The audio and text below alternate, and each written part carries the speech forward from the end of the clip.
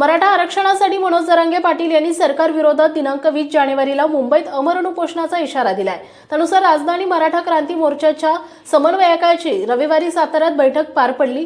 यात लाखोंच्या संख्येने राजधानी साताऱ्यातील मराठा बांधव शनिवारी दिनांक 20 जानेवारी रोजी सकाळी शिवतीर्थ येथील छत्रपती शिवाजी महाराजांना अभिवादन करून पायी मुंबईकडे रवाना होणार आहेत। रविवारी राजधानी सातारा येथे मराठा क्रांती मोर्चाच्या समन्वयकांची एका हॉटेलमध्ये बैठक पार पडली। या दिनांक 20 जानेवारी रोजी सकाळी शिवतीर्थ पोवई नाका येथील छत्रपती शिवाजी महाराजांच्या पुतळ्यास अभिवादन करून पायी मुंबईकडे लाखोंच्या संख्येने रवाना होणार आहे। या ठराविक अंतरावर एकूण 5 मुक्काम असणार असून दिनांक 26 जानेवारी रोजी पायी मोर्चा मुंबईत धडकणार आहे। 5 दिवस मुक्काम करून दिनांक 26 जानेवारी रोजी मराठ्यांचं वादळ मुंबईत धडकणार आहे। पुन्हा एकदा मराठा आरक्षणासाठी मराठ्यांचा एल्गार पाहायला मिळणार आहे। मराठा आरक्षणाच्या मागणीसाठी अंतरवाली सराटी येथे आंदोलन सुरू केल्यानंतर शासनाच्या शिष्टमंडळाने भेट दिली।